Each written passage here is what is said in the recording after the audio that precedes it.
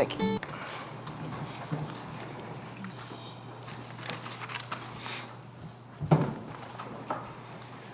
Okay, can we have a roll call, please? Yes.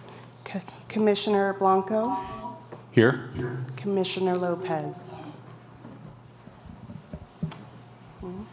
Here. Commissioner Dickerson, Here.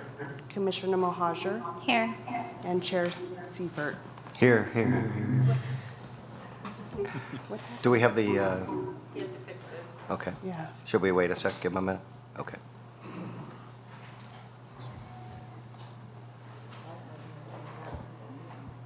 Yeah. Okay. We can do the minutes. Let's look at the minutes from last meeting. Do I have a motion to approve? Even for the minutes? Cancel that.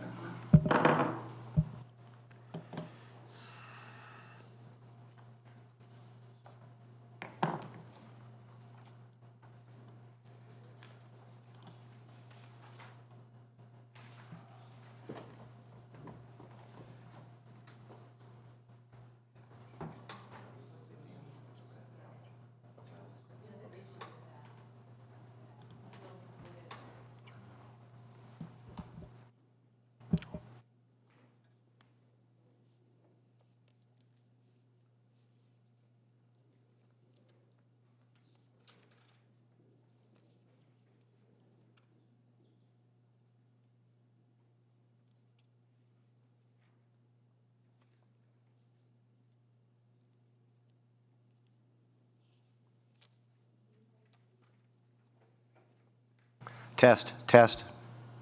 Sounds like we got it. At this time, we're going to need a motion to approve the Planning Commission meetings, minutes of last meeting. Do I hear a motion?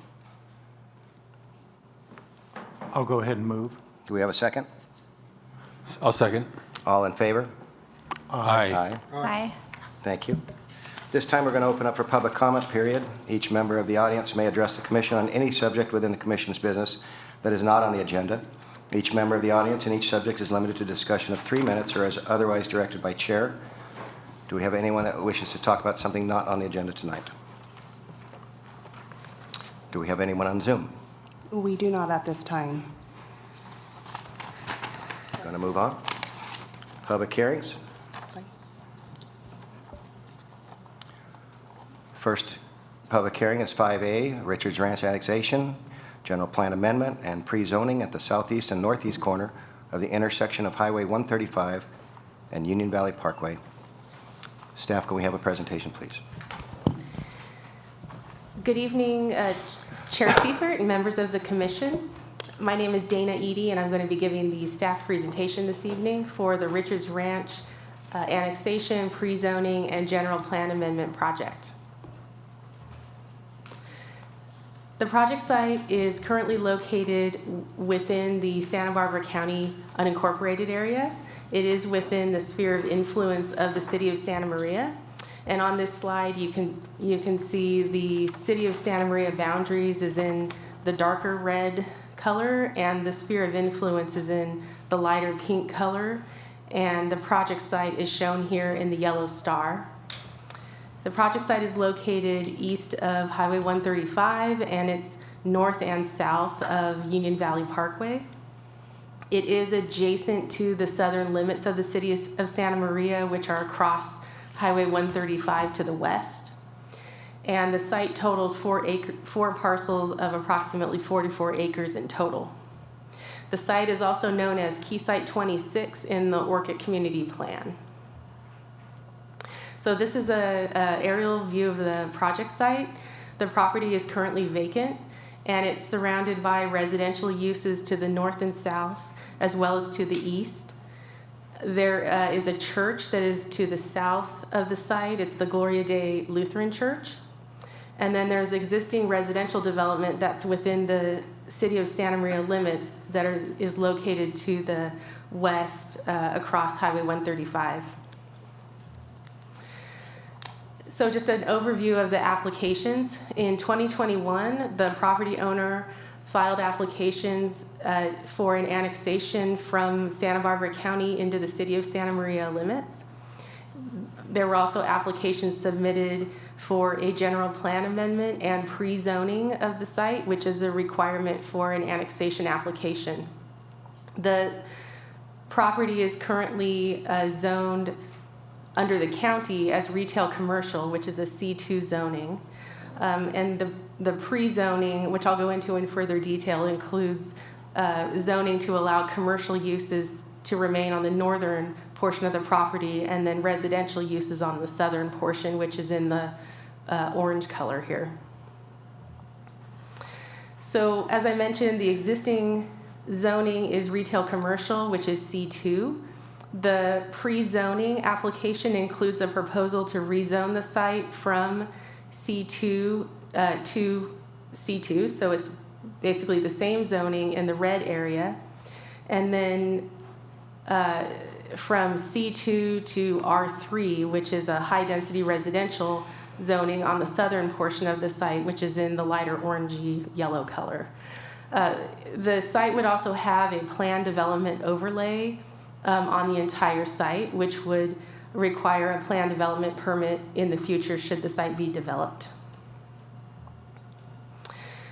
Along with the pre-zoning, the application includes a general plan amendment to change the existing land use designation of the site from commercial and professional office to community commercial on the northern portion of the property to align with the retail commercial zoning, and then high density residential, it's called HDR 22 on the southern portion, and that would allow for a maximum of 22 dwelling units per acre.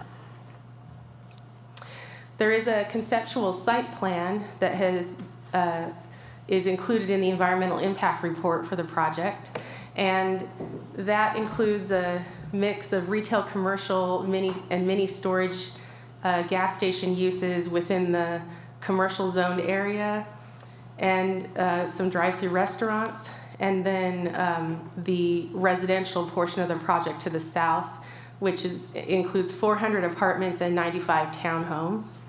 And this development is not part of the application that we're discussing this evening.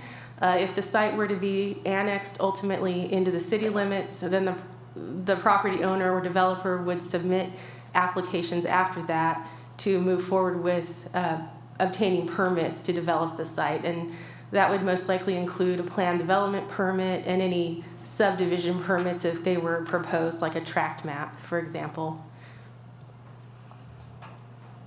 So services to the property would include Golden State Water Company. It is within Golden State Water Company's service area, and so they would be providing water to the property.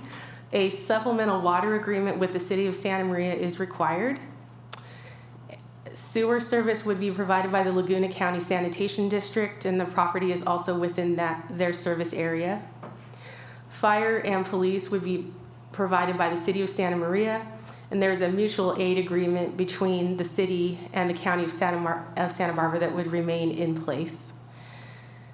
The schools would be the Orchid Union School District and Santa Maria Joint Union High School District, and the county and the city would need to negotiate the terms of that, and also the developer would be paying fees to the schools to offset the additional students that could be generated by future development there. And traffic improvements would be required to Union Valley Parkway if the site were developed in the future. Those improvements would be installed by the developer and would include a new traffic signal at Union Valley Parkway and the Hummel Drive intersection, and also frontage improvements and widening of Union Valley Parkway along that project frontage.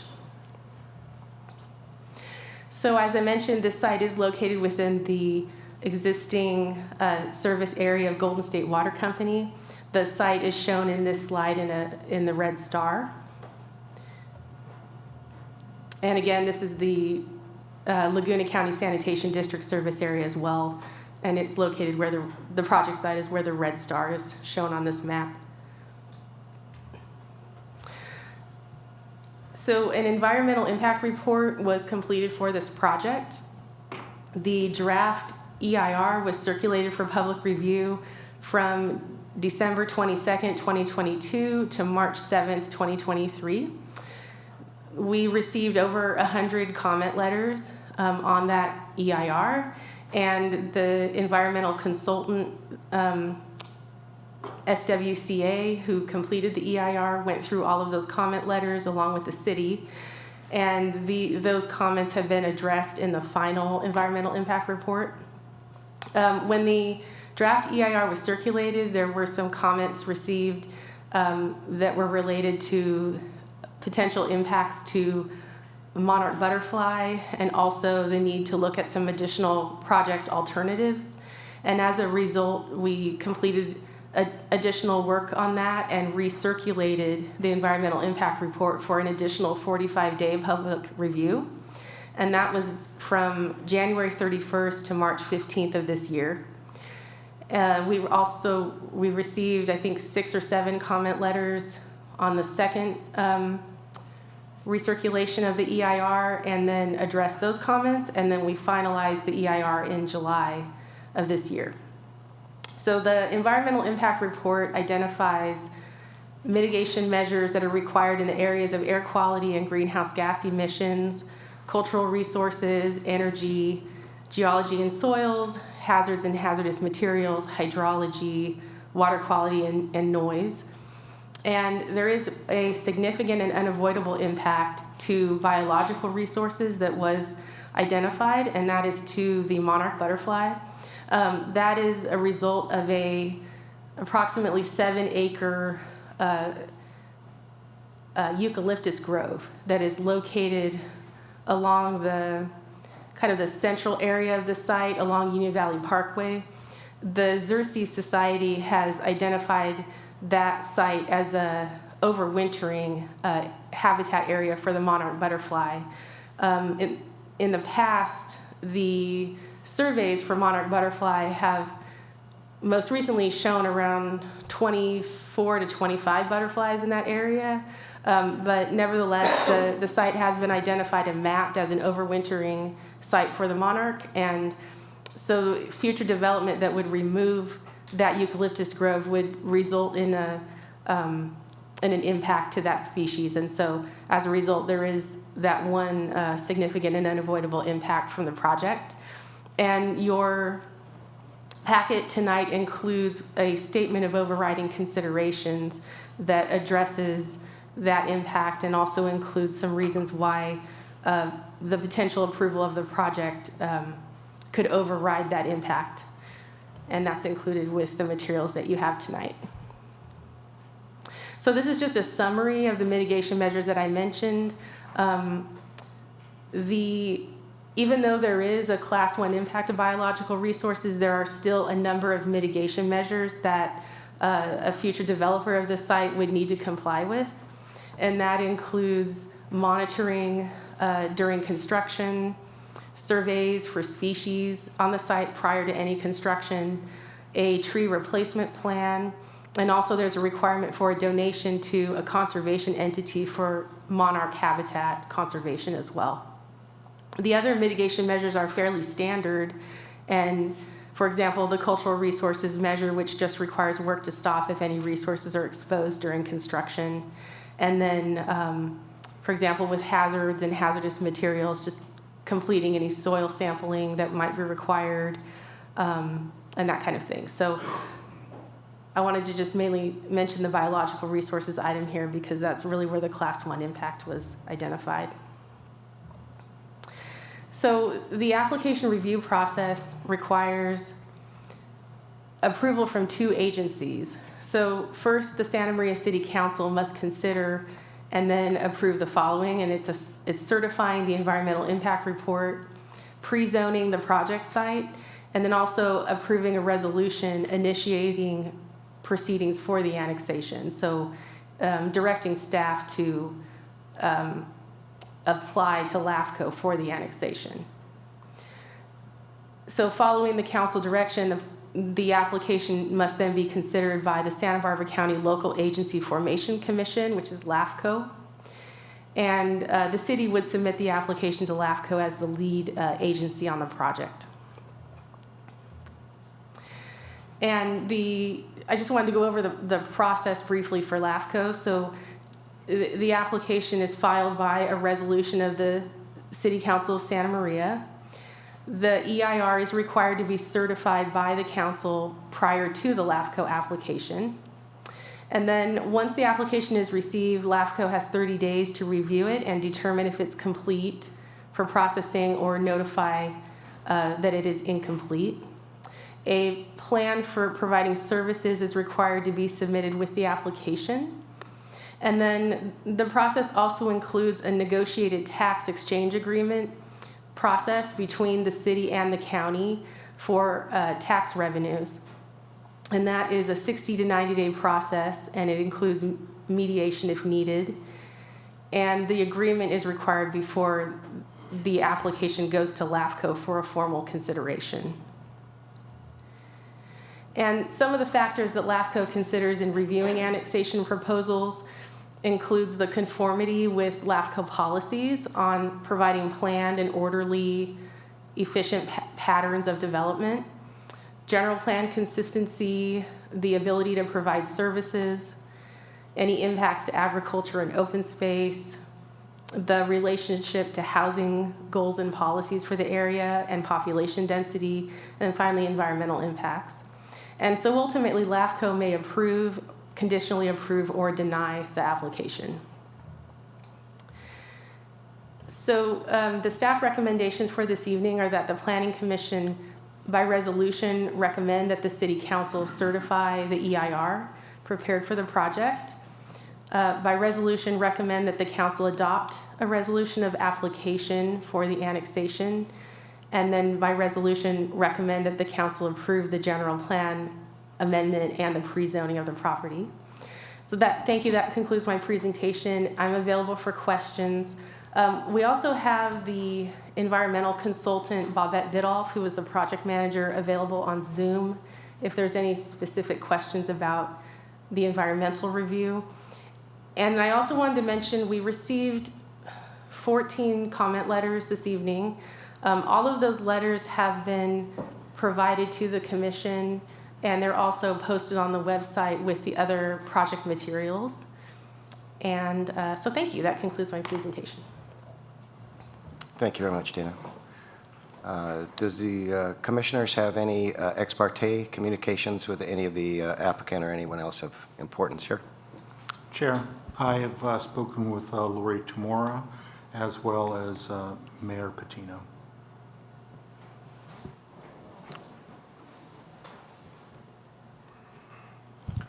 Yeah, Mr. Chairman, I had a conversation with, email conversation with Ms. Tamura, also with Councilman Cordero and Supervisor Bob Nelson. Commissioner? Oh, yeah, thanks, Chair. I had just a text exchange with Supervisor Bob Nelson. Commissioner? Thank you, Chair. I've had a conversation with the developer and some email exchanges. And I have had a conversation with Bob Nelson and his office staff, Mayor Alice Patino, Lori Tamura and her staff, and I've had a conversation with the developer.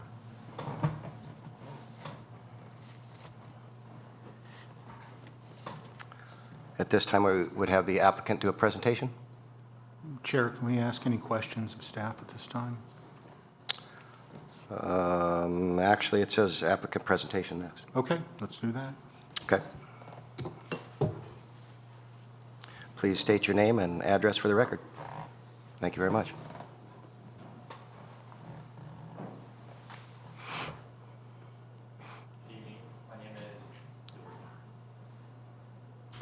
Yes. Good evening. My name is Michael Stolte. My address is 4340 Perfume Mill Canyon Road, San Luis Obispo, California. I just want to say thank you for hosting me this evening. Dina, is there any way we can pull up the... Okay.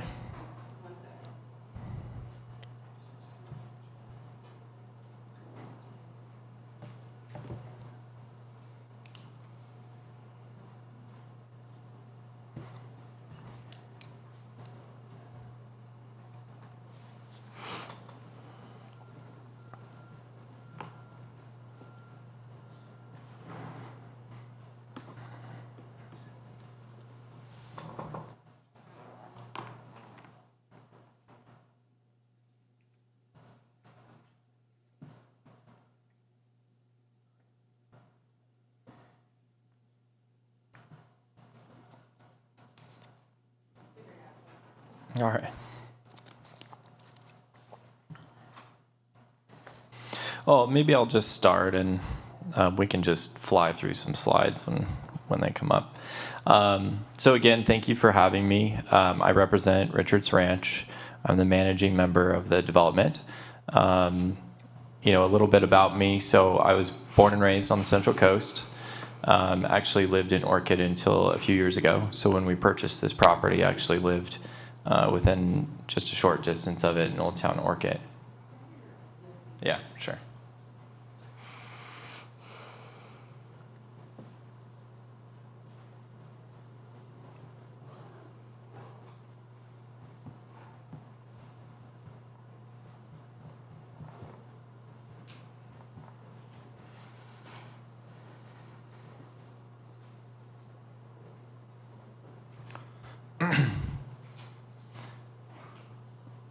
So, I lived in Old Town Orchid.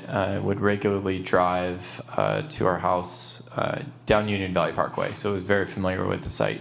And it's one of those unique sites that, as someone who's a professional real estate person, in the midst of a housing crisis, you don't see urban infill sites very often of that scale.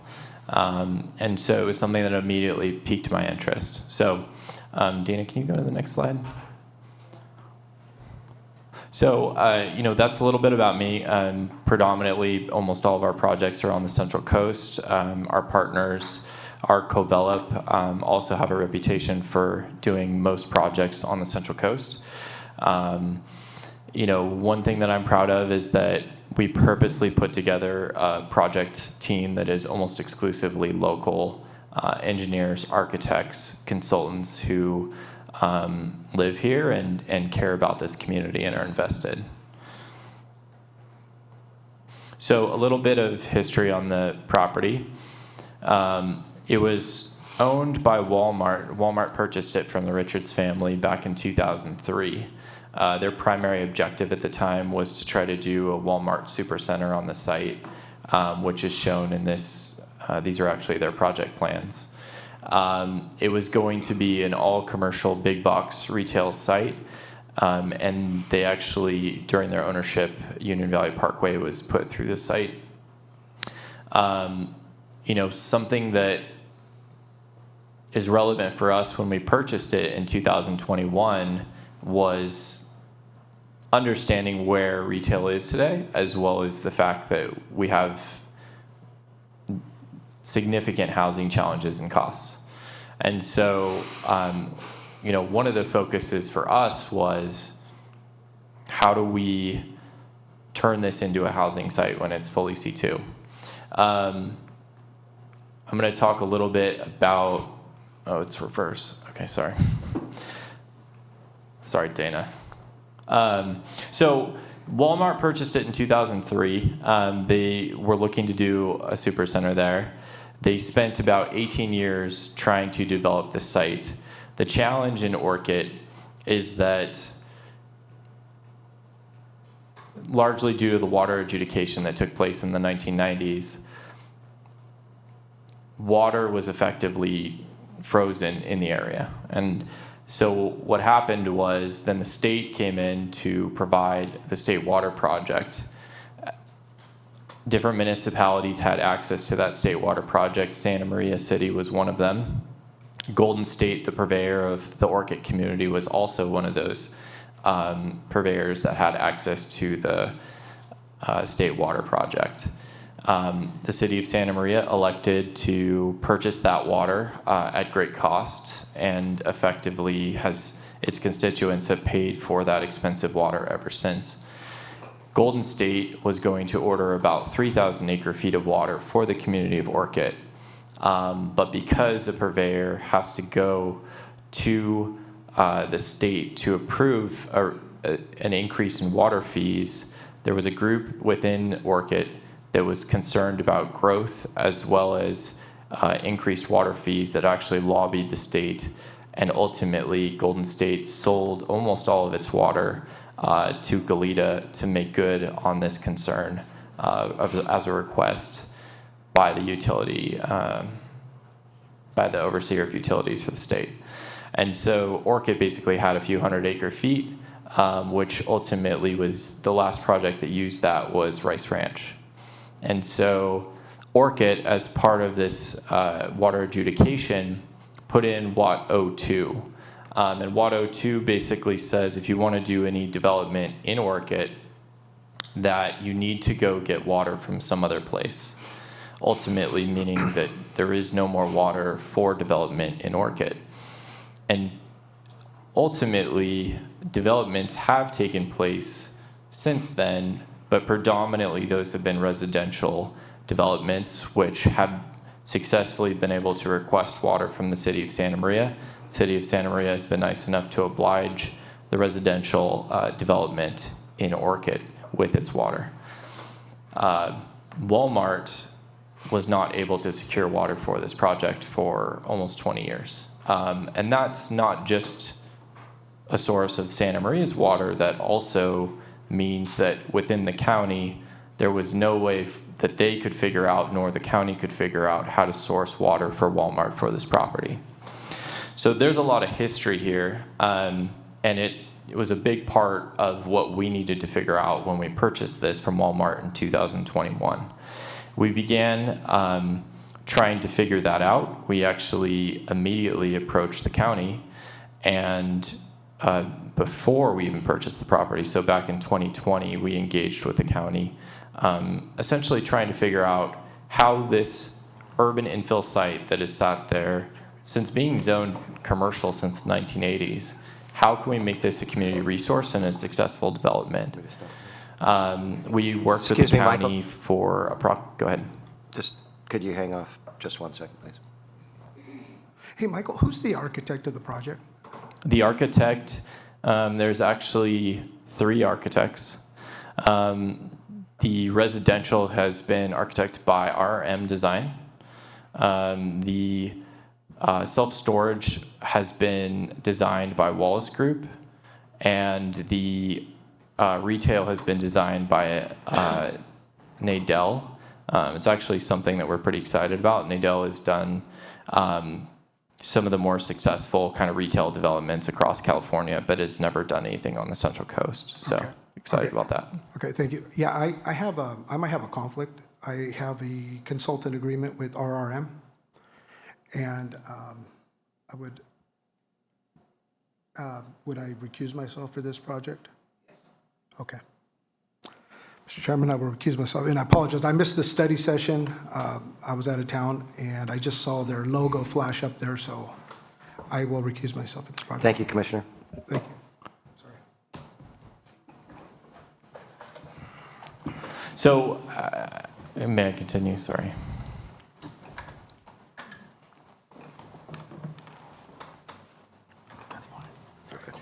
No, we're good. We're good. Everything's good. We're good.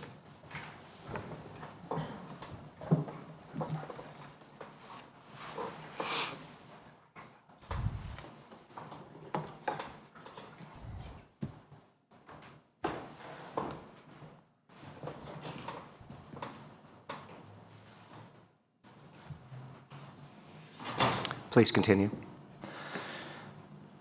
So when we were, working with county officials to try to decide how best to utilize the site, we went back to the 1986 and 1997 general plans that were originally envisioned by the community for this site. They were mixed use in nature, and so we felt like we could follow the history of the site and work with what the community was looking for. And so we developed the idea of using apartments in the 27 acres and then utilizing townhomes on the southern areas of the project, effectively trying to use gentle density to lighten the project for the surrounding neighborhoods. For the areas of the property that are more impacted by the airport land use zones, we retained the commercial, but looked to provide the neighborhood services that the community desperately needs. The focus for that neighborhood commercial has always been grocery-related, food services, one of the things that we're very focused on, and we've spent a fair amount of time thinking about, is how to add a child care facility to the site. And we have a pretty interesting concept for that. And then utilizing food services and pads for the areas that are more appropriate. This is some of the architecture design that Nadel has come forward for the retail components of the project. The apartments, so as we all know, there have been some pretty large apartment projects that have come through Santa Maria recently. And so, you know, we, having been a Orchid resident myself, I really wanted this project to fit Orchid as well as differentiate itself from some of these other projects. And so we really tried to focus on an agrarian architecture. We took the density down to compared to some of the projects that have come through recently to really allow the project to breathe. And so here's a concept for the clubhouse associated with the apartments. We have put a lot of forethought into being fairly dense with the amenities for this project. Again, trying to create a sense of place. You know, the southern part of the valley has a lot less housing. And so this provides an opportunity for working professionals to have a sense of place. It's also obviously on the commute between Santa Maria and Vandenberg. And so studies have shown that there's a lot of working families that that this site would cater to. Here's a vision for the apartments. They're 3-story walk-up. Again, you know, densities often for housing projects, especially apartments, are approaching 30 to 40 units per acre. The apartments in this project are around 20 units an acre, so approximately half of that. And so we're proud regarding the amount of green space and things like that we've concepted.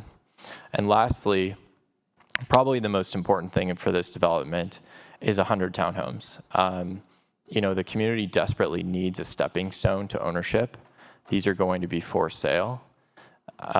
You know, we have taken the density down on those as well, at least in our concepts, where we've provided extra long driveways. You know, we've set the curbs back further than is typical, kind of allowing for green space and walkways in the development. Something that I'm proud of is that we've spent a considerable amount of time on public engagement for this project. This is just an example of some of the meetings we've done, but it's well over double that. I think we've had at least 12 community town hall meetings in Santa Maria, a considerable amount in Orchid.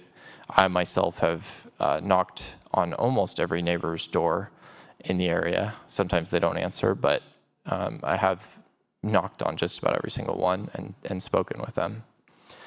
As part of our feedback, we've actually changed a considerable amount of our designs.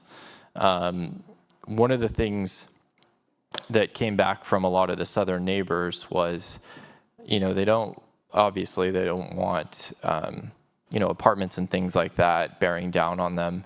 And they were concerned about some of the densities. Well, so we put townhomes along the entire southern border of the property to try to address that.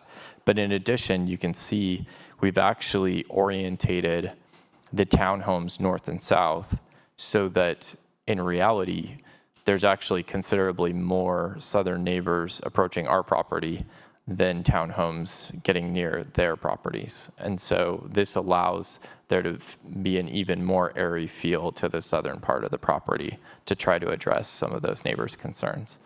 Another concern was Dancer, that road that you can see that's approaching the southern part of the property. That was always designed, you know, in greater planning for the site to have a southern access there. You know, the neighbors were concerned that apparently some projects, this has been an issue where folks that live in the project have actually parked in surrounding neighborhoods. We listened extensively to those concerns. And so one of the concessions that we made was to gate off that access point, which does inevitably make the, you know, the our project less efficient, but we felt like it was the right thing to do. It still will allow for emergency services to access the site, so it would be an emergency service gate only, but it would eliminate the concern of overflow and things like that into those neighborhoods. We don't actually see that being a very big issue because of the lower densities that we've chosen. It's actually considerably more parked than the project would be required to be if it was in the county. But regardless, we felt like that was an important thing to integrate. And again, everything is 2-story instead of 3 on the southern part of the property.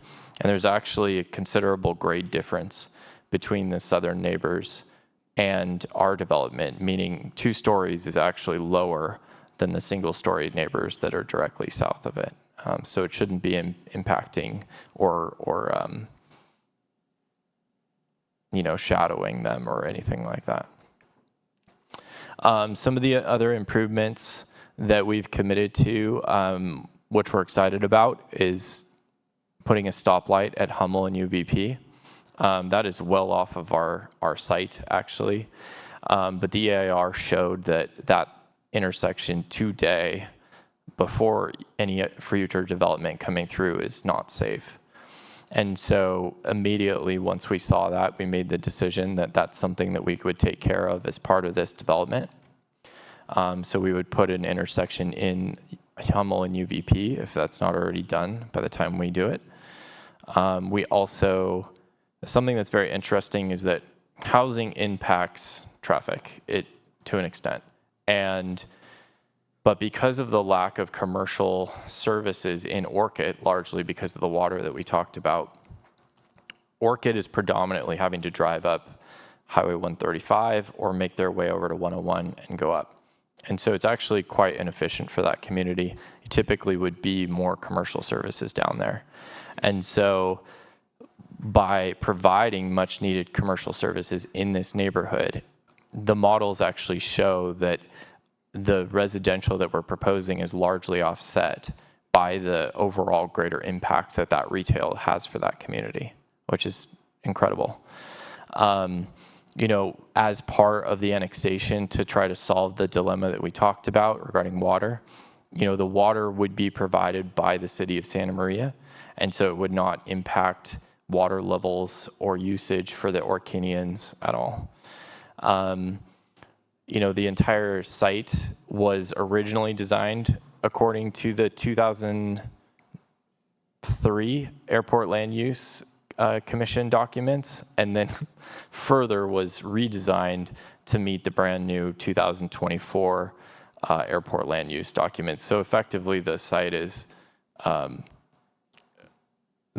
been designed for the old airport land use and the new airport land use requirements, fully avoiding any concerning zones for residential and working the commercial into the appropriate areas for the airport.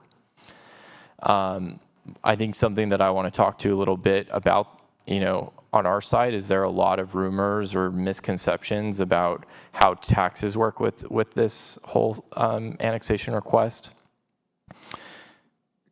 And we'll get a little bit more into it on further slides, but the city and the county almost proportionately benefits from this annexation. The city has water. The community of Orchid currently does not. By annexing this site, it's almost an even split after the tax exchange agreement that the county would generate tax revenue and the city would generate tax revenue. Key events, there's a lot on this slide, but I'll kind of brush over them. We've spent a considerable amount of engagement with the county on this project. We've had over 12+ meetings with county elected officials all the way back from 2021. We have had a lot of attempts to try to figure out how to do this development in the county. Annexation and spending 35 months on an environmental impact report to take this project into the city of Santa Maria is not cheap, efficient, and is certainly not how you solve housing crisis. And so we've only done that because we couldn't find a reasonable solution 3 or 4 years ago. Since then, we have worked with the city, but we've also had many discussions with the county. Our environmental impact report, which typically takes about a year, we took about 2.5 years to make sure that we addressed many county questions and concerns to make sure that the project integrates not only in the city of Santa Maria, but also in the county. We addressed the Orchid Community Plan to make sure that the project is coordinated with the community. And so that took considerably more time. As I mentioned, the project has been in application for 35 months, a little over 1,000 days. And at this point, annexation to us seems to be the only feasible solution for the project outside of having to do something like a builder's remedy in the county because the property is zoned C2 with no water. There have been a lot of questions about LAFCO. When we were initially looking to request annexation from the city of Santa Maria, we wanted to make sure that this site was an appropriate annexation request. And so we spent considerable amount of time with consultants, attorneys, making sure that it is a viable, reasonable annexation. I think there are a lot of misnomers and misunderstandings about annexations. Annexations require a majority vote from the party being annexed. And so it's not actually possible for a city to annex any area without having a majority vote for annexation of that area. In our case, we're only requesting the annexation of our site, which I am the only vote, and I vote yes in this particular case. The city has the ability to provide municipal services, which the county does not. The entire site is contiguous with the city of Santa Maria on its western side. One of the founding ideals of LAFCO was brought to make sure that California grows in a reasonable and efficient manner. And LAFCO looks at annexations. Cities predominantly are more efficient when it comes to providing services. All those services are under one umbrella, whereas typically services are more fragmented in counties. And so LAFCO looks and says, if there is a property that is urban in nature, that is imminent for development, which this property is exactly that is on the border of a city, they proactively want that development to be annexed prior to development to assure that it receives the efficient services versus fragmented services. A little bit on historical context. This property has been zoned in the county since the 1980s in C2, and yet it couldn't be developed. Walmart spent considerable amount of time trying to get that fulfilled. We spent considerable amount of time trying to get that fulfilled before we asked for annexation. And something that's important is this project has not been nothing has been able to be developed on this site. This site was targeted by county planning staff to be rezoned for housing in the county's housing element. Moving the 27 acres that they targeted to housing would have immediately allowed us to be able to provide development, the planned development that we have in the county. In 2024, not 6 months ago, that was unanimously denied by the supervisors in the county to rezone half this property to housing so that it could be developed. So to this day, 44 acres are still C2, unusable in the county.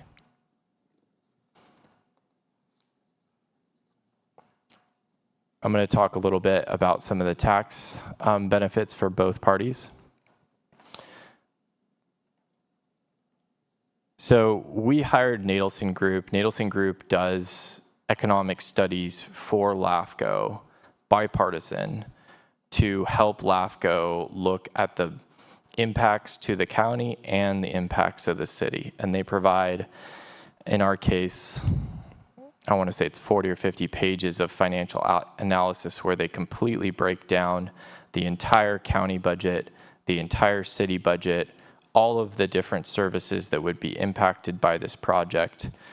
And in this case, Nadelson's estimates, based on normal tax exchange negotiations that they see, they expect, if this site were to be annexed and developed the way that we are planning, that the county would net benefit around $1 million per year in tax revenue.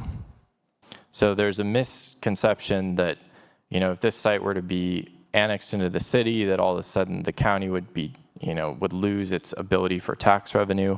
It's not the case. The county would generate around $1 million in tax revenue net per year. Meanwhile, the city, who would have more encumbrances establishing the site and overseeing the site in perpetuity, would have about 1.3 million in net tax revenue benefits. That's pretty darn close. And yet the city of Santa Maria has spent the last 30 years, 40 years, paying much higher water fees. And that is kind of the crux of this entire movement of this site into the city. So overall, there's over a $2 million benefit between both parties. Another benefit outside of those numbers is that this project is estimated to contribute per year almost $1.7 million to local schools. There's also a misconception that, if this site were moved into the city, that the Orchid schools would, not receive funding. That's not true. The Orchid schools, of that 1.7 million, would receive around 815,000. The remainder of that money would go to the Santa Maria high schools and a little bit more to Hancock. So it is essentially extremely beneficial for the city, the county, and keep into consideration the site hasn't been able to provide any value from a housing perspective, from a services perspective, or a tax perspective for this area for forever. That concludes my presentation. I'm happy to answer questions. Given that we've been in application on this project for 35 months, I would request that the Planning Commission recommend to council approval. I'll be sticking around to answer any questions you have. Thank you. Thank you, Mr. Stolte. Questions?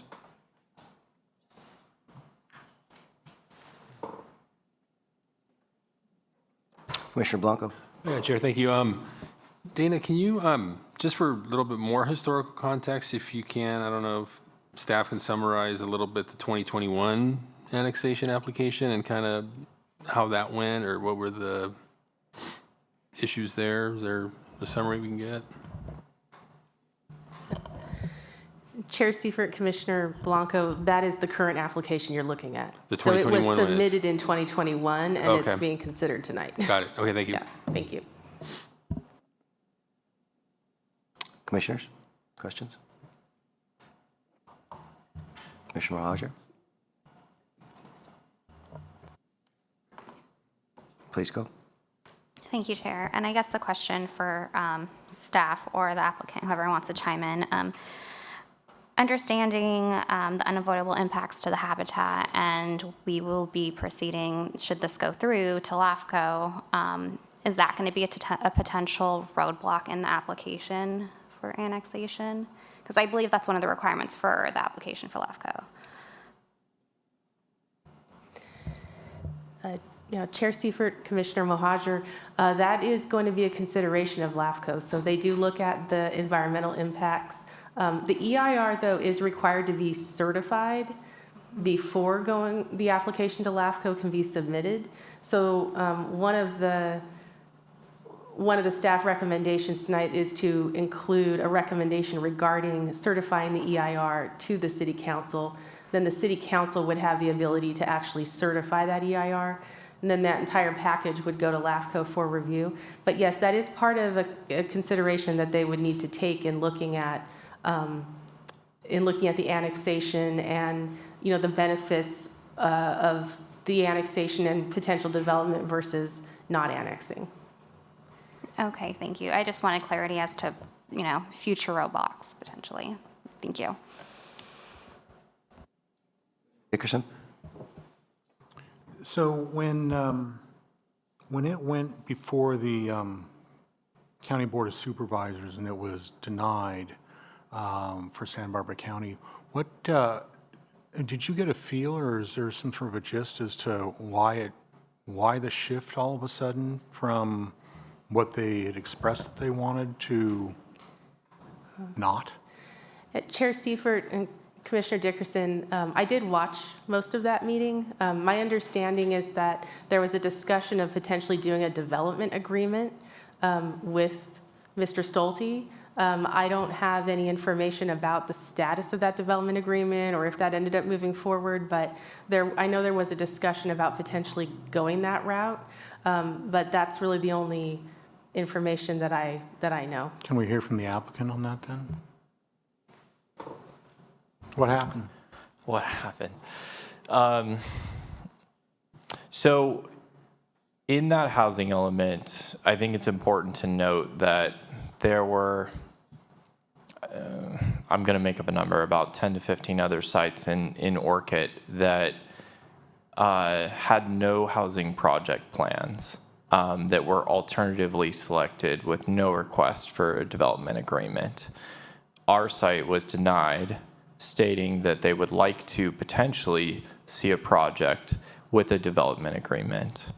After that denial, we spent around 5 or 6 months having over 10 meetings with the county to see if that's possible and what that would include.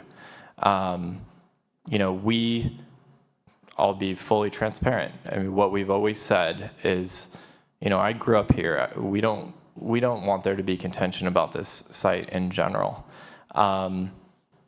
We are 35 months into a development. And so we've always said, at some point, if the county finds a way to supply the site with water, we at that point could potentially re-engage. But we ask some reasonable things, right? We're 3 years into the development process of this project.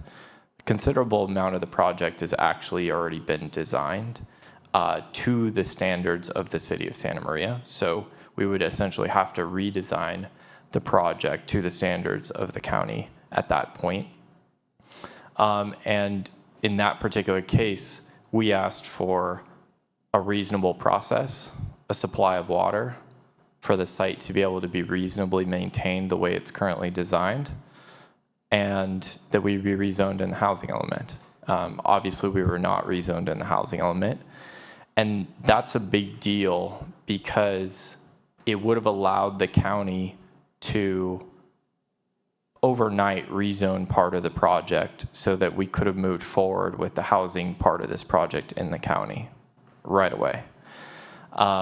A development agreement typically takes over 6 months. In those discussions with the county, I'll be fully candid, we thought that there would be an opportunity for them to meet some of those needs outside of water, which is a more complex conversation, but can you help us deliver this project in a reasonable timeline? We are at the finish line of work with the process with the city of Santa Maria. We hope to be able to deliver this project and start working on build permits within the year. And, is there a way, county, for you to meet that or get close to that so that we don't have endless amounts of funds. I can't redesign a full project and go through another 2 or 3 year process. Literally not financially possible, and certainly isn't reasonable from a housing cost perspective for this area. And ultimately, after all those discussions, the answer was that we would need to resubmit a fresh application with the county with a development agreement, of which currently today there is no source of water. Putting water completely aside, that process, which we walked through with the county, would push this project out into 2028 at best, and likely be considerably longer.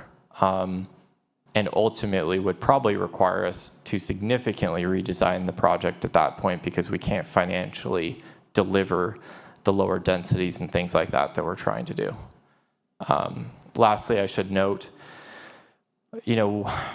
we felt that the county might not, rezone the project. Ultimately, we've done a considerable amount of work to try to deliver a project to this community. The path has looked like it needed to be through the city of Santa Maria.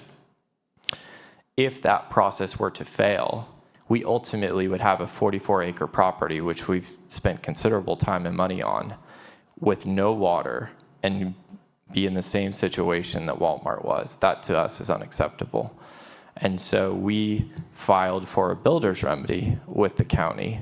And effectively, at the end of the day, a builder's remedy is to try to solve these kinds of problems. And so builder's remedy would not require that same process with the county. However, that project, to be able to submit builder's remedy, you have to do a lot of things. You have to have over 20% low-income housing. You have to have densities that are required. And so that project, to meet those requirements, is at densities of around 40 units per acre. And the very beneficial commercial components of this property, because there wouldn't be water for them, had to be stripped off of that application. And so you lose the community neighborhood commercial center benefit. You lose the tax benefits that I've shown for both parties. And you provide a level of density in housing, although beneficial from a housing perspective, that the feedback from all of our public meetings was that the community definitely did not want that. And that would be our only solution at that point. So the only upside, I mean, if you want to look at it that way, is that you would have some low-income housing, but you would be basically trading that off for the neighboring residential component that all of a sudden you'd have much higher density to attain that. Sorry, go ahead. Yeah, that's fine. The thing that, one of the great things about this project is the 100 townhomes. That's not possible in a builder's remedy. So By the way, market rate, I assume? The 100 townhomes are for sale. Right. So, that gives this community a stepping stone to home ownership. They're not the most profitable thing for developers to do. It was something that, after speaking with Vandenberg, that was one of the requests that they had when we were first deciding how to design this project. And that all goes away in the builder's remedy. Thank you. Thank you, Chair. Commissioner Mohajer? Quick question, thank you, Chair. So to specify, if you go the route builder's remedy, way higher density than what's proposed today. Yeah, I believe the unit count is 780 units. They're 4-story instead of 3-story. And at that point, to meet those units under the requirements of builder's remedy, the parking for that development is considerably less and closer to the parking levels that some of the other developments in the area have had challenges with. Okay, and then do we know the amount of units on the neighboring apartment building? I feel like there's an apartment building close on Bradley, and I'm just trying to get an idea of the density that's presently there.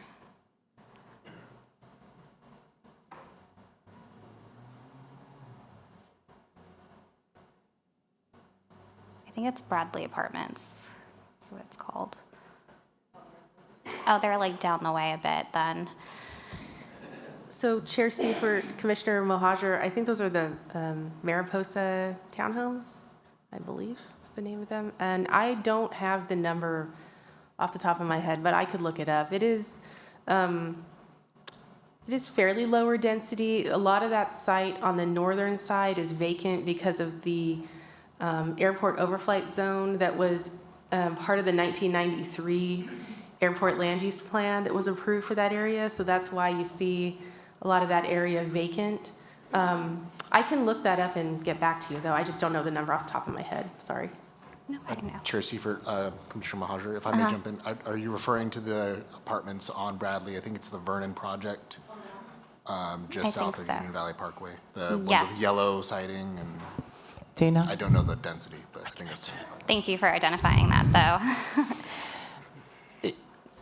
If, Go ahead. I can answer the question in regards to the project next door. Yeah.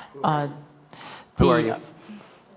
Please introduce yourself. Lori Tamura, Urban Planning Concepts, working with the applicant. Thank you. The project next door is what was used to be called the North Point Project. It was 80 acres with a density of 3.3 units per acre. And so you're talking about just over 240 units. Okay. And then they condensed them outside of the flight path of the airport. So the north side has about, I think it's about 140 units, and the south side has about 89 units. And then the 89 units to the south are managed by People Self-Help Housing. And the north side are market rate townhomes, the south sides are apartments. So the density is higher in those corners, but it's still averaged across the site. Okay, thank you. I just wanted to clarify because I feel like breathability of that area is important. So, thank you. Commissioner Dickerson. Sir, could I clarify something? So, thank you. So obviously this body is here to either recommend or not, but let's say that we did recommend and it moves to the city council. At that point, they make the decision as to whether or not to go to LAFCO, et cetera, and then LAFCO's. So are you saying that you feel like you could submit building permits? I just want to clarify this. Within this year or within a year? Within a 12-month year. Thank you. Yeah. Okay, that was my question. Commissioner Blanco. The apartments and the townhomes, are those envisioned to be private roads, private access roads? Are there any public roads as part of that? My understanding of the concept and kind of what we've designed behind the scenes is that those are private roads that are maintained by the housing complex and then the apartments individually. Do you envision those being gated, or are those going to be open? We've gone back and forth. It's not decided. There was a moment where we exclusively talked about them being gated.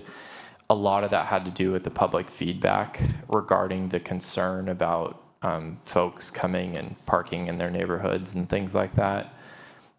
It's difficult because we want to promote walkability in general, right? Like, we have an amazing resource planned for the community in a neighborhood center.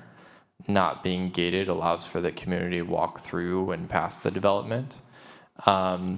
Gated alleviates, some of these neighbors' concerns and things like that, as well as, frankly, allows for more amenities to be provided. And so it's a give and take that we haven't decided, and ultimately we try to make the right decision for the community and the development. And one more question. I don't know, this may be for staff, but the water rights obviously is the crux of the issue, but providing these rights to this development, how does that impact the ability for the city to do future development, infill or otherwise, anywhere in the city boundaries? Does that preclude or reduce the ability to do that?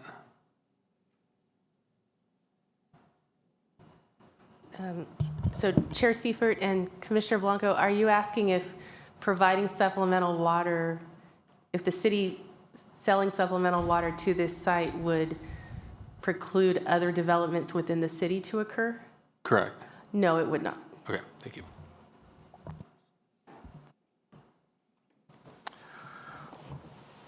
Explain to me what's going to happen if you have to do the builder's remedy on that southern townhome site. You said that those currently are two-story townhomes? Correct. And you've talked to a lot of the people in that neighborhood about high-rises and looking down in their neighborhoods. So you're telling me that if you have to go with the builder's remedy, that those are all going to be four-story apartments? Yeah, the builder's one of the challenges with builder's remedy is you get to file it once, so you don't get to change it. That obviously is not great policy, but that's the rules that we're having to live by. And so, to be perfectly clear, I've told the community many times, I do not want to do that development. We want to do the development that we've spent the last 3 years planning. You know, we filed for that development because ultimately, if we can't do this project, we really don't have a usable property. But to answer your question, yeah, so the single application that had to be filed back in December of 23 has 780 and change 4-story apartments on it. You know, they have to, you know, there are setback changes and things like that. Like in our current plan, we have considerable setbacks to give the residential neighborhoods in the area breathing room. To meet those requirements, those setbacks are not the same by any means. The parking requirements aren't the same. A lot of the amenities that we've discussed that are prepared to provide, one of which I'm very excited about in the sense is we're planning for at least 2 pickleball courts, which we've actually put, this is very applicable to the Planning Commission, but not applicable for today. We're planning to put them far away from current residential neighborhoods because pickleball can actually be pretty loud. And so yet the community really wants it. So we've planned pickleball courts to be far away from current neighborhoods, and we're using a pool and parking garages and things like that to block the sound. But those level amenities that I'm talking about and the dog park and all of those things go away with Builder's Remedy. You literally do not have the space in the development to do those amenities. And what happens on the north side of Union Valley Parkway? That's a commercial zone. You've got a commercial development here. What happens if you have to go that method? Yeah, so the challenge with that north side is it's really not reasonable to put housing in because of the airport flower zones. And so, and yet we, in that case, under this assumption that this application doesn't work, then we don't have a source of water in that plan that we had to submit. And so you can only get the water through the county, through the residential. There, you cannot get the commercial water?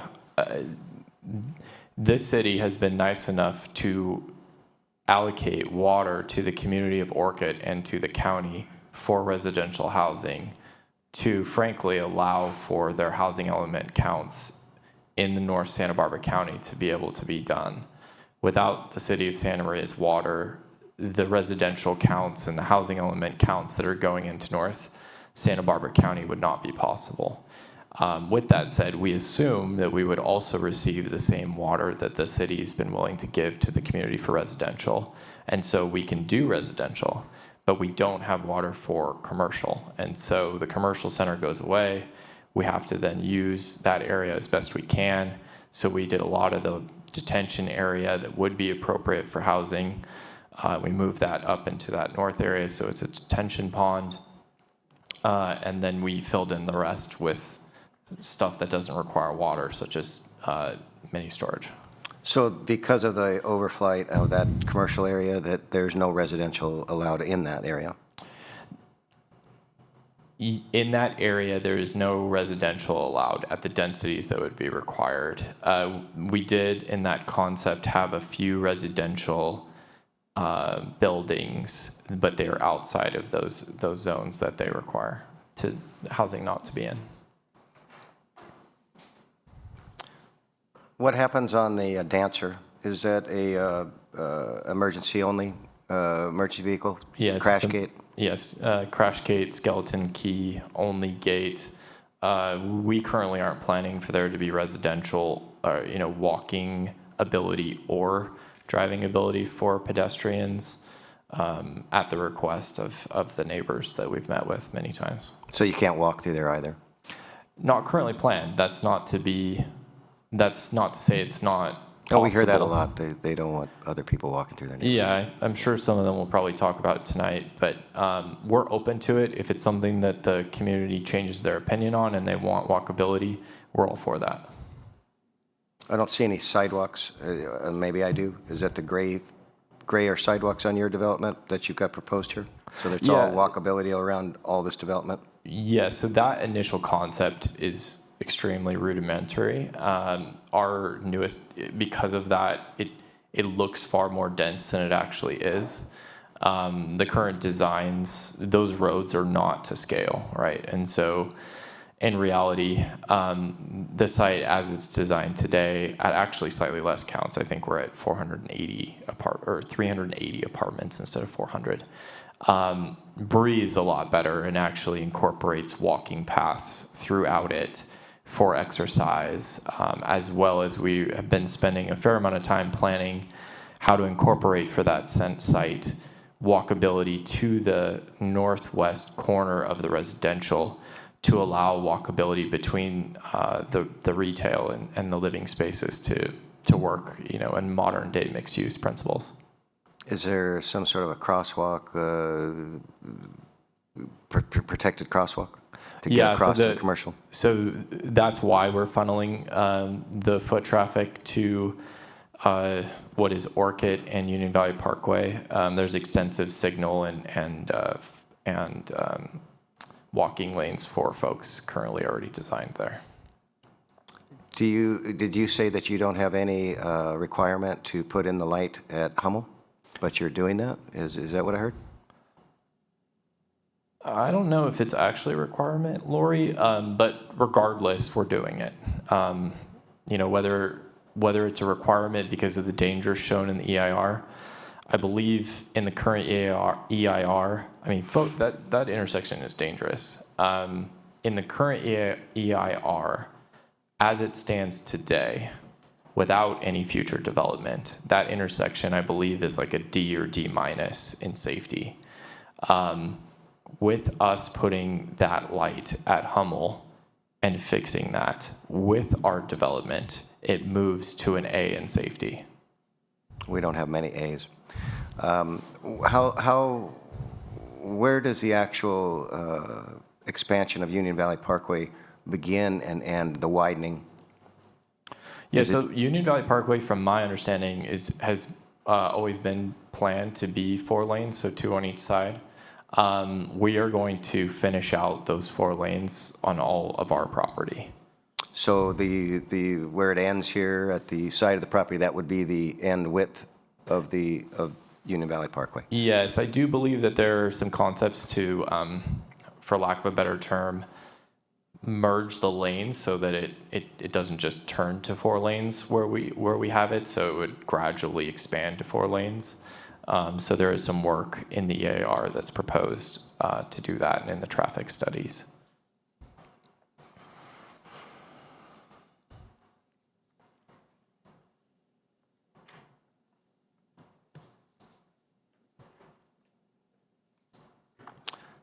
And the butterfly habitat that I looked in the EIR, so that's going to be a cash donation to, is that how it works? You're going to enhance other areas that are already butterfly habitat?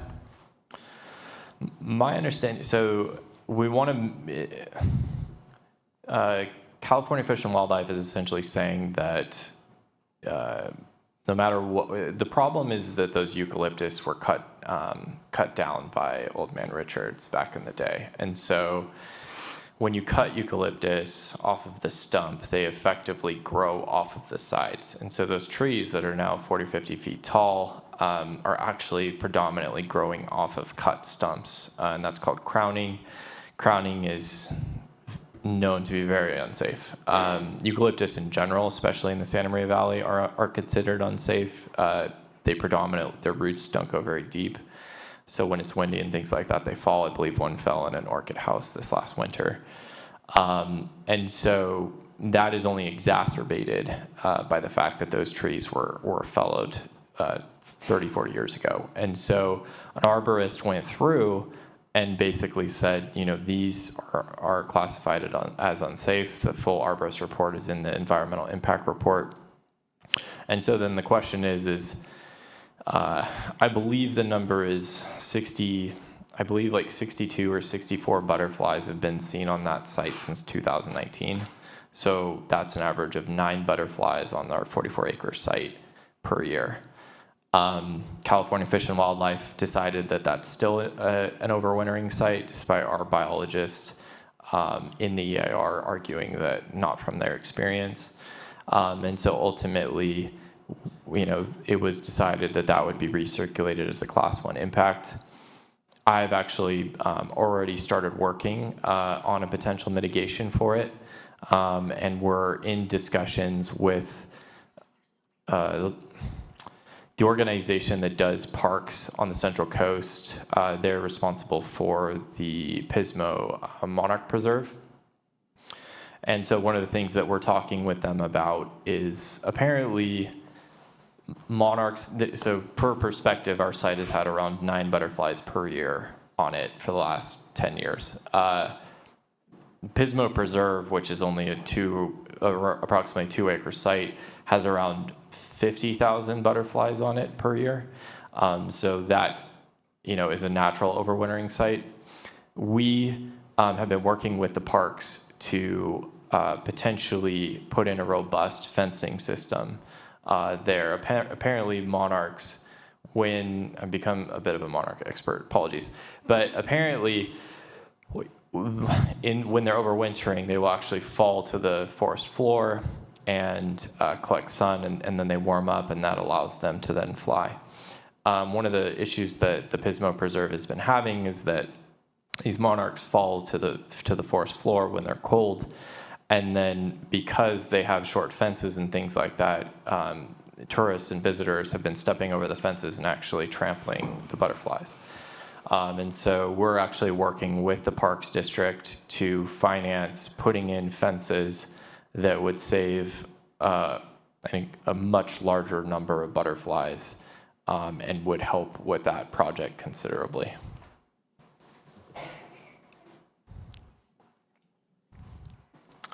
I think I'm good for right now. Thank you very much. Do we have any other questions? Thank you. We're going to take a 5-minute break.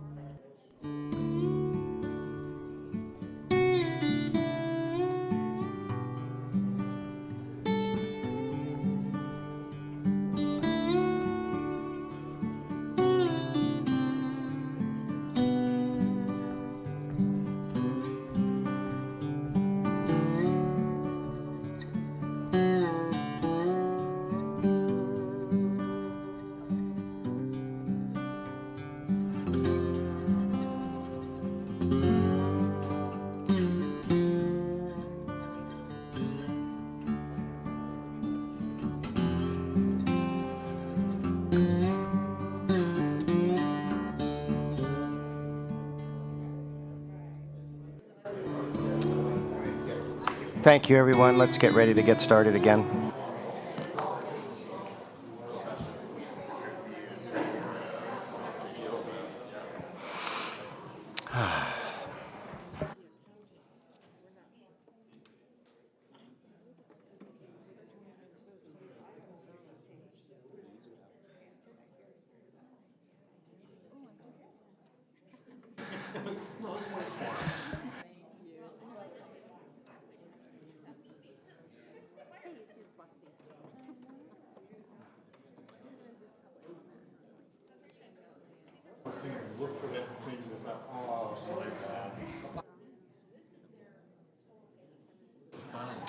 Okay, everybody. Thank you very much for having us. A little break there. We're going to get started again. At this time, we're going to open the meeting up to the public. I do have written communications. When do we do the Zoom? First or second? Does it matter? There's nobody currently attending in Zoom. Okay, just remind me For at the end of public written, speech. please. Okay. Have quite a few tonight.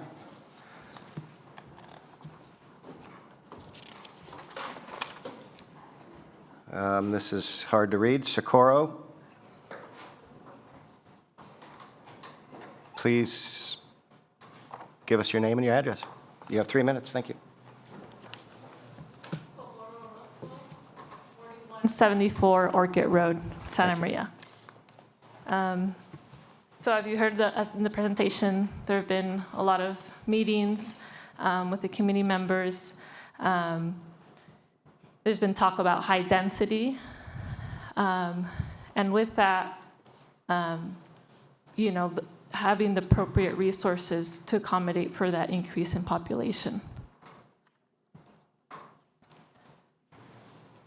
With the townhomes also being recommended, I think that definitely reflects more of what the Orchid community currently is, which is small and not an urban area.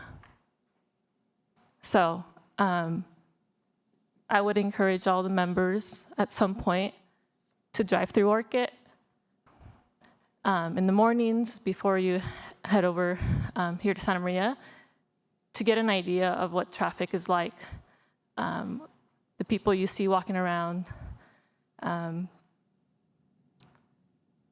then also speak with the city in regards to the availability of water and why that's been an issue that's been going on since 1980s. That's it. Thank you for being here.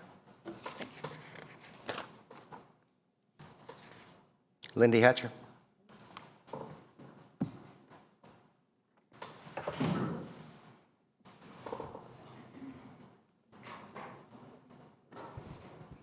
Good evening, Chair Seifert and Planning Commission. I'm Lindy Hatcher from the Home Builders Association of the Central Coast, located at 3765 South Higuera in SLO. And we represent over 100 companies in SLO and Santa Barbara counties working in the building industry. We support projects like Richard's Ranch, and this project is a prime example of responsible infill development that will greatly benefit our community. It will generate a substantial amount of annual school fees, providing crucial support to our local education system, children, and improve the quality of our schools. Additionally, the infrastructure improvements that come with this project, particularly widening of Union Parkway, are vital and needed. This enhancement will ease traffic flow, improve safety, and better connect our community. By focusing on existing urban areas, Richard's Ranch limits urban sprawl, making it a smart and sustainable choice for growth. Projects like this bring much-needed housing for all, housing that will enhance both the quality of life for residents, help our employers recruit and retain good employees, and improve the economic vitality of the area. And city and county both benefit from the taxes at over $1 million a year, which is substantial. So we would like to see this project move forward and bringing more housing online lowers demand, thereby lowering the price of housing. And every time a redesign is requested, it adds tens of thousands of dollars to the project, which is then passed on to the homeowner or renter. So we ask you to consider this project. Thank you. Thank you, Lindy, for showing up tonight. Don Flagg, please. Yes, sir.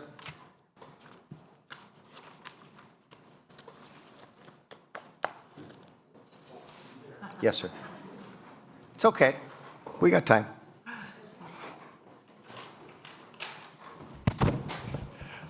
Hello, my name is Don Flagg. Can you hear me? We can. Okay. I live at 4750 South Blosser Road. Been an Orchid resident since my mom and I moved up here in the late 1959, 1960s. I have no problem with the project that's being proposed. My problem is with the annexation of the property to Santa Maria. Orchid is a very special area. We would like to see that property stay in the sphere of influence of the Orchid area. We realize water is a concern. We've been looking to see how that could be taken care of down in the future with maybe a community services district or cityhood. It's not there now, but again, that's my opposition. It's not against the project itself. It's the annexation of the property to Santa Maria. Thank you. Here.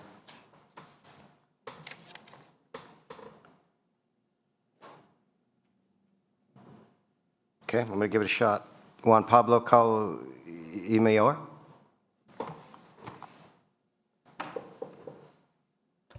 Hello, my name is Juan Pablo Calamayor, and I'm here to express my support for Richard Ranch project. And my personal story here, moving to the Central Coast in 2022, I experienced firsthand how difficult it is to find a home here. I moved here to run a business as CEO of OmniDesign.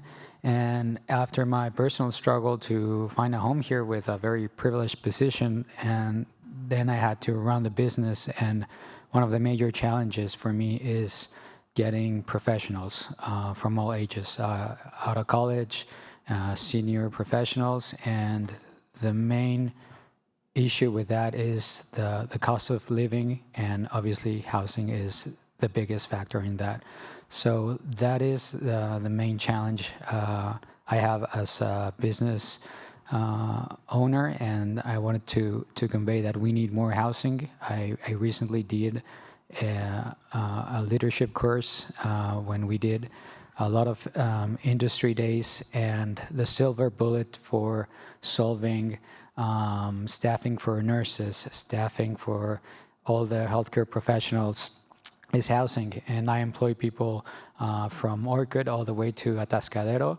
It's a common community.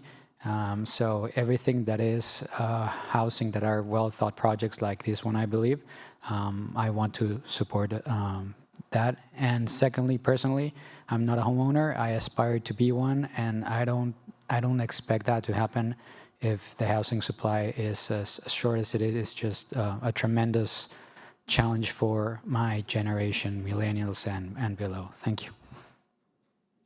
Here tonight, thank you. Steve Labard.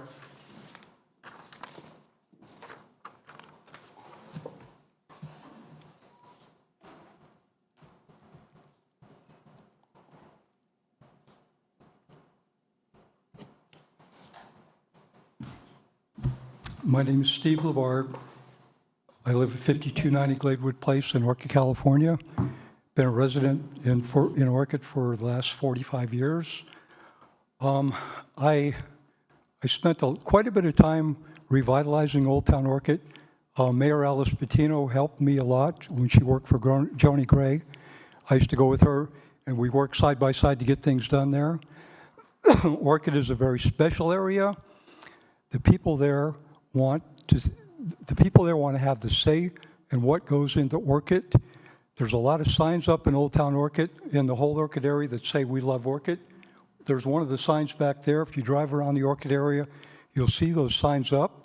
What those signs are basically saying is that we love Orchid, we love where we live, and we want to be the ones to say what happens in Orchid. I have nothing against this project. I think it's a good project. I just want it to be I want it to happen in Orchid so that the residents of Orchid can have a say-so, so that we can work with the Santa Barbara County Planning Commission instead of the Santa Maria Planning Commission. And I think there's a little misconception about the water. The water that the city of Santa Maria sells water to Orchid, and it doesn't go, the ratepayers in Orchid or in Santa Maria, they're not the ones paying for that water, because that water goes to the city. The city sells it as a profit. The city actually is the middleman. The city gets the water from the state and resells it to Orchid at a profit. So there was an article in March of 2008, Santa Maria city officials are pleased with the results of a grand jury report that reinforces the city's decision to sell surplus water and then use the revenue in the general fund. The 2007-8 Santa Barbara County Grand Jury released a report this week discussing the legal right of the city to sell the water and then use the proceeds to pay for a variety of city services such as public safety, recreation, and the library. Entitled Santa Maria Groundwater from Water to Police and Fire Personnel, the 3-page report concludes that the city is well within its legal rights to use the surplus water sale to raise revenue. The city has generated nearly $4 million in revenue from selling excess groundwater and state water return flows. Return flows in water that is put back into the ground basin either after being used and processed or an excess state water. The city council first authorized staff members in 2003 to sell water to developers in Orchid. The council was approved the sale of 900 acre-feet supplemental water. Okay, I'll conclude with that. There's more to the article. I believe you gave that to us. I believe we've all read it, Steve. Thank you very much. Okay, thank you. Appreciate it. Appreciate you being here.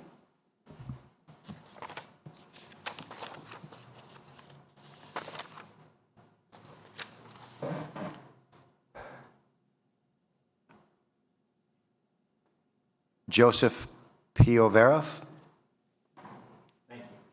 Thank you.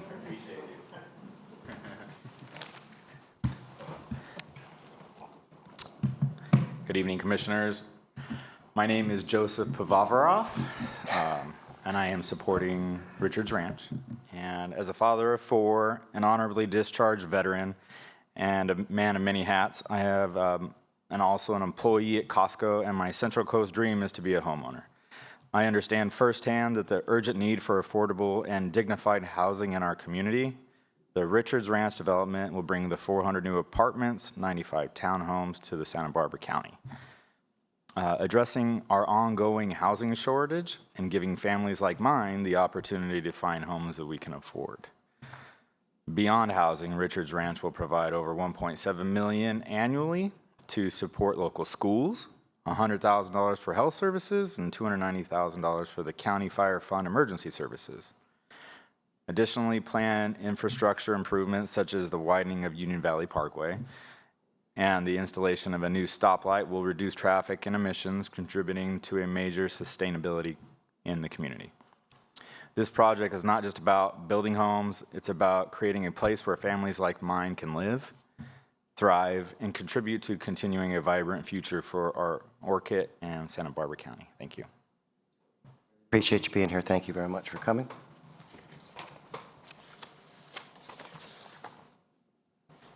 Molly Peters.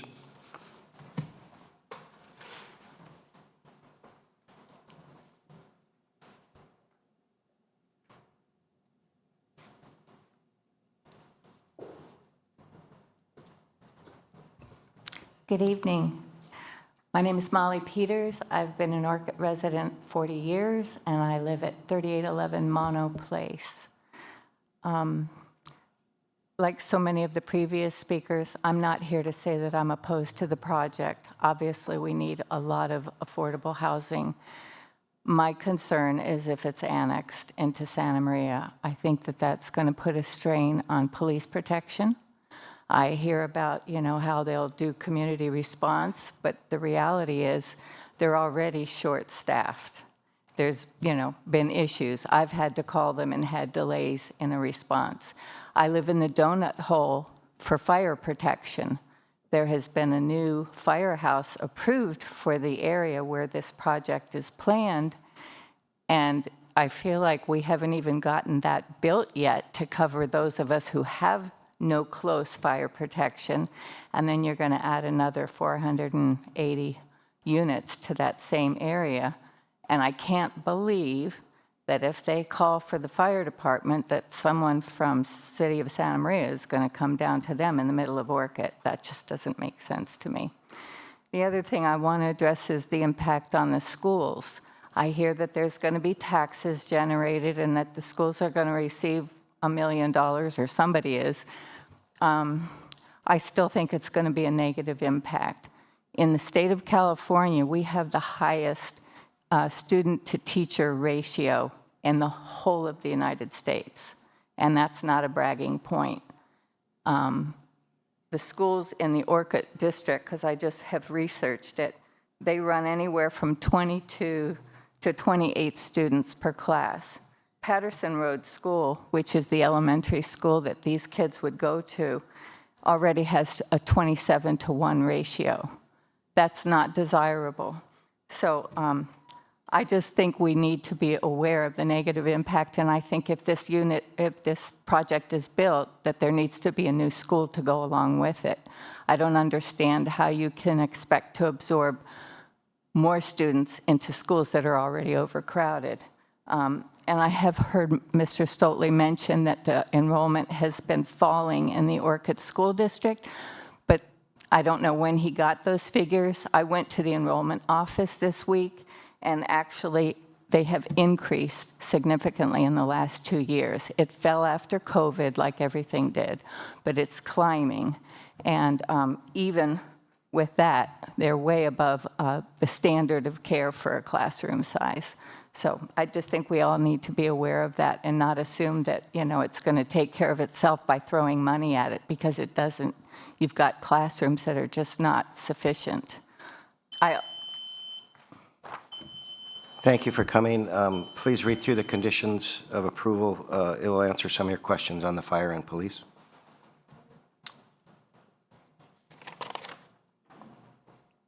Kenneth Dalebout.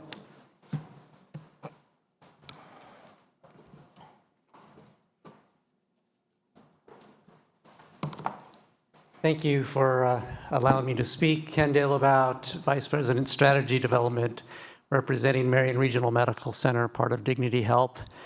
Dignity Health is a not-for-profit, faith-based organization, and our interest goes beyond just taking care of patients in our facilities. We also have a long history of caring about healthy communities and building healthy communities.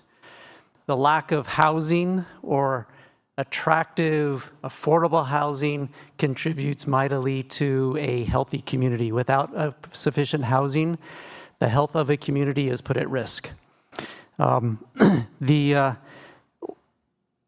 projects like Richards Ranch contribute to the health of a community by developing affordable, attractive housing that contributes to the ability to recruit the next generation of people and to take care of current workforce.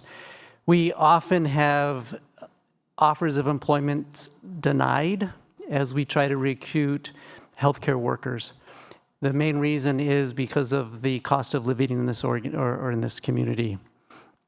We have a concern not only of filling today's need for healthcare workers, but also tomorrow. The population of this area is projected to grow. If we can't staff our current needs when the population grows, we won't be able to staff the future needs. We need to start to develop housing today to get ahead of the population growth and to meet our current needs. Dignity Health, Marion Regional Medical Center asks for your support to bring housing on in an expeditious, timely manner. That would include Richards Ranch to do what is needed so this project can start today and not start sometime later. And so Dignity Health, for the good and the sake of our community health, ask for your support in supporting the approval, annexation, whatever it takes to have Richards Ranch be a reality. Thank you. Thank you for coming tonight. Glenn Morris, you're the last of the speakers that I have on the slips. Evening, Chair Seifert, members of the Planning Commission. It's a pleasure to be with you this evening. Glenn Morris, 1123 Sutter here in Santa Maria. For the last 10 plus years, I've been in regular participating in your conversations around the need for housing in this community, and I'm here to echo that again today. But while others have highlighted the need for the housing, you understand that. And I think it's important that we focus on what is being asked of you today, which is not to design a housing neighborhood yet, but to move this process forward and determine whether that project is best served in the city of Santa Maria or in the county of Santa Barbara. LAFCO's policies, you've heard some discussion about their encourage housing and urbanized development to occur within municipal cities. There's a reason for that policy. It's because that's where the services are concentrated and where the infrastructure exists to serve those residents and those communities. That's the case here again. This project deserves to be built in the city because that's what it is. It's part of a city. I think it's also important to talk about the timing. This project has been underway now and at various stages with the city for 3+ years. That's long enough. To ask them to go back and start over again seems unrealistic. Development businesses of all kinds need two things. They need predictability and they need surety when they come to before a public body. Your policies indicate that if they meet, if they provide all the documentation, they go through the EIR, that the city will support annexation. And that's where we're at today. So we encourage you to do that. And finally, I want to just make this point. I think the city needs to be concerned about the messaging that it sends to future applicants and developers. This is an opportunity to encourage good behavior on the part of our development community. This project could be something that none of us would be proud of. They would be well within their rights to come in and do projects like we have seen others try to do in our community. Instead, they have spent the time, met with the community, made accommodations, downsized the project, added amenities in order to make it a project that the city of Santa Maria would want to include within our boundaries. I think the message we send by telling them no is don't bother in the future. Come in, do the junky projects because the city's not going to help you do the good ones. I think you can send a positive message to future developers tonight with a yes vote. Thank you. Thank you for being here. Appreciate it. We have no more slips. Do we have anyone on Zoom? No attendees on Zoom with their hand raised. Thank you very much. Mr. Stolte, Lori, any rebuttal? Would you like to speak? You have a moment, if you'd like.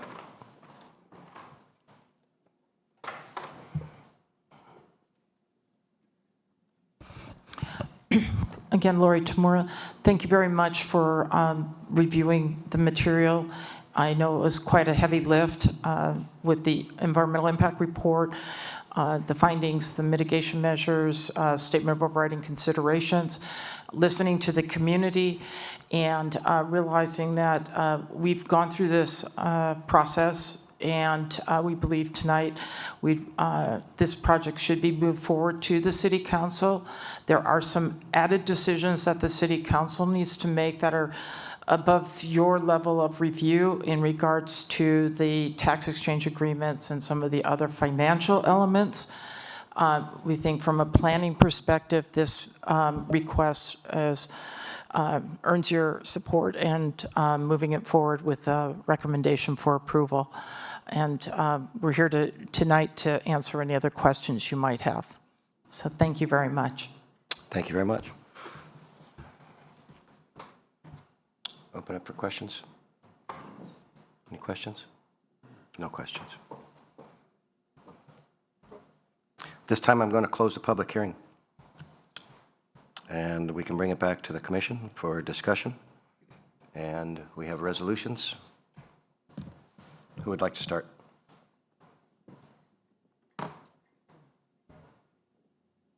Commissioner Blanco, thank you very much. Thank you, Chair. Yeah, this is this is a project that I've gone back and forth on quite a bit. I think it's an important project, certainly for a lot of reasons. I hear a lot of the comments, and we've heard this theme many times before already. The need for housing is probably the paramount theme that we hear at all these presentations that include housing, and that's the overriding consideration I think that we end up focusing on. And appropriate housing and well-designed is what we've been trying to achieve here since I've been here. And I got to believe that, all the time invested to this point has been to try to achieve that goal.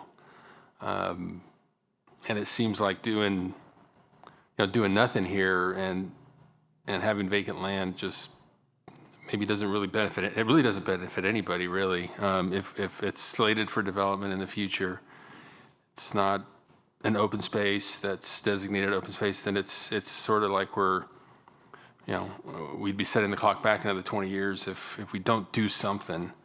Doing nothing just seems like it's we're going to get the same results, which is we're going to get no increase in housing. We're going to get no benefit from the potential that this land has. Very sensitive to the letters that we got from the community and the issues that were brought up. But I think looking at those letters and looking at the EIR, it looks like everything was appropriately addressed with all the planning documents that apply. And the airport concerns and the noise and everything else. I'm sure it'll be carefully thought out and delivered in the future. I thought the county would support this project. It found that it didn't for whatever reason, but from what I'm seeing now, I think there's a lot of benefit here. I would want to see it carefully developed because these kind of projects tend to have a heavy impact if they're not, and I think that there has been some forethought already, which is really good. The fact that it's contiguous with the city makes a lot of sense as well, and good to hear that really we're not sacrificing our already contemplated developments within the city by potentially moving forward with this in terms of water allocation. So that was really important to hear. So yeah, I carefully reviewed things. I think there was a lot of consideration given, realized the importance of this project, and I think where we're at now in the history that it has, I think it seems like it's moving in the best direction possible, so I can see myself supporting it. Thank you, Commissioner. Commissioner Mahajer, are you ready? Thank you. Thank you, Chair. Yeah, I'm going to echo Commissioner Blanco. I just feel that understanding this decision holds a lot of gravity. On its face already, I feel like it's going to benefit current residents as well as future residents that come to the Central Coast. I feel like I can really appreciate the developer's vision for the proposed development. I think it's important that he goes this route versus a potential builder's remedy route, which would increase density in the area. And I know that this proposed development, should the annexation go through, really speaks to the lower density and the thoughtfulness of feedback from the residents in that area. And I think that's something to take into consideration. There was a lot of feedback implemented in the development. Additionally, I just think that more housing is obviously a theme that we see here, and that's something that we always need to address, and also more jobs. So I can definitely support the annexation going forward. Thank you, Commissioner. Commissioner Dickerson. I also agree with my fellow commissioners on this particular project. The project is really nice. I mean, the fact that they have decreased the amount of density, they've talked so much with the neighborhoods around them, lowered the number of housing units, and very importantly, lowered the level from 3 to 2 stories, and then shifted them around so they weren't hovering over previous people's houses. I think they've given just a tremendous amount of thought to and care for the community around them. And I know, as I listened to the public comment, of course, we had, quite a few people and businesses, who were supporting it. And in each of the cases of the people who were against it, they weren't really against this project.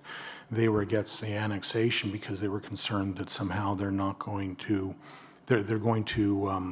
not have as much of an impact with this being in the city.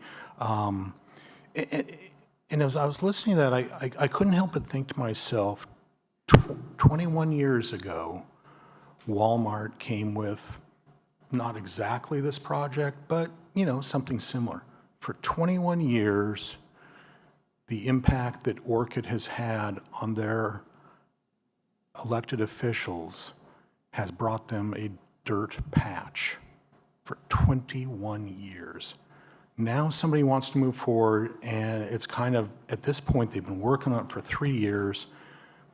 They've produced a really nice program, a nice project, and it is just time to move forward with this.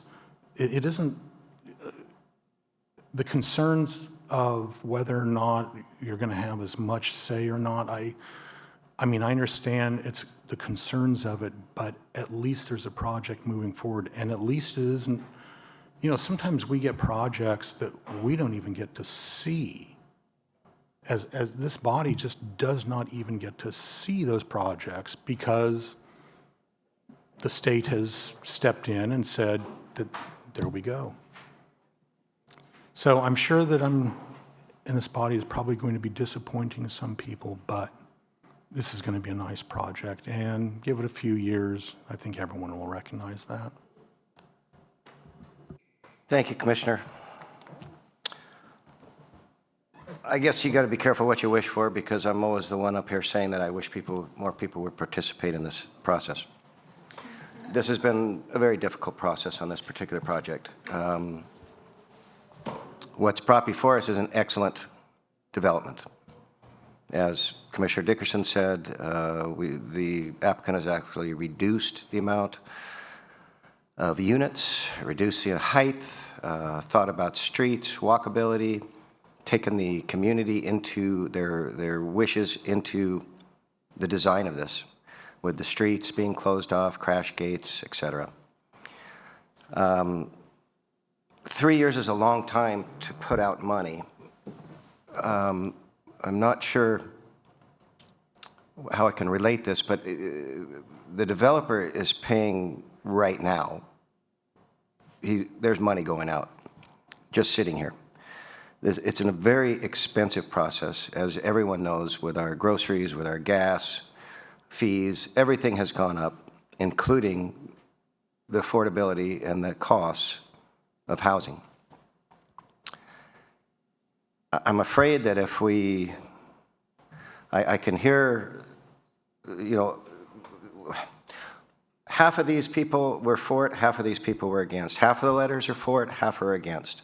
Are they really against the project? No, they're against the annexation. It puts an interesting twist on this. We heard some problems, some people worried about facilities, about the fire department. Actually, if you read in the document, the fire department at the airport would be the fire department for this particular project, which is very close. It's probably within equal distance of the Orchid Fire Department right now. And they said they were going to reman and put another engine on there. Not sure about the police. I didn't see that. So we have infrastructure there. We have the ability to make sure that this is a safe project and the residents there are safe.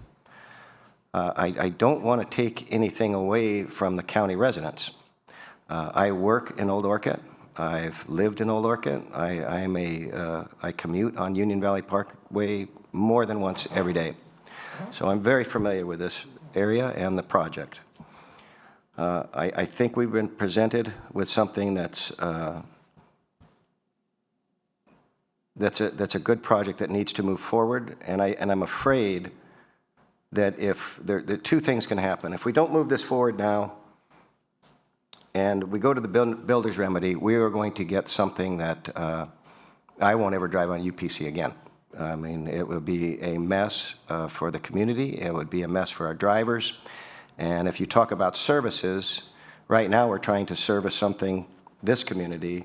Can you imagine what the service is going to be if we go with 788 units? It's going to take quite a bit more, and that would be in the county. They would be the sheriffs. That would be the Orchid Fire Department.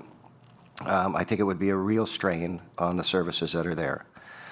So I've been to all the meetings, we've been to study sessions, we've been to EOC, we've heard about this, we've talked about this, and we've had community input.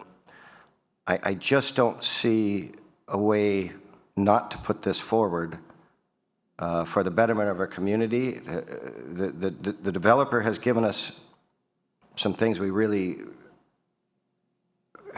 can take a bite out of, and I want to take advantage of that. So unfortunately for my county residents, I too believe that this is a good project that needs to be moved forward now. So with that, I would ask for a resolution by one of our commission members. Chair, I move that the Planning Commission by resolution recommend that the City Council certify the environmental impact report prepared for the Richards Ranch project. Do I hear a second? I'll second that motion. Can we have a roll call, please? Commissioner Dickerson? Aye. Commissioner Blanco? Aye. Commissioner Mohajer? Aye. Chair Seifert? Aye. And I move that the Planning Commission by resolution recommend that the City Council adopt a resolution of application for annexation AN 2021-0001. Do we have a second? I'll second the motion. Can we have a roll call, please? Aye. Commissioner Blanco? Aye. Commissioner Mohajer? Aye. Chair Seifert? Aye. And finally, I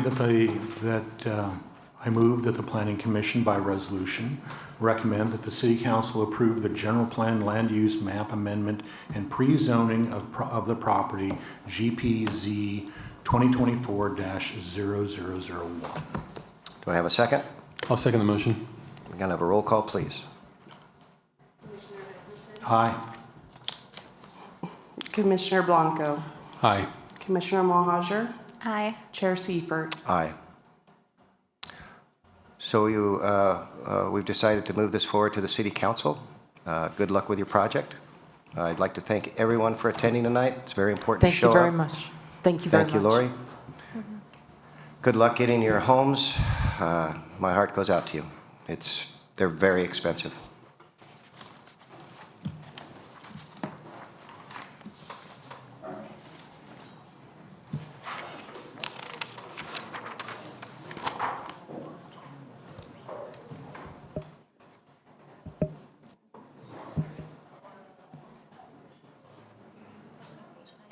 What's that?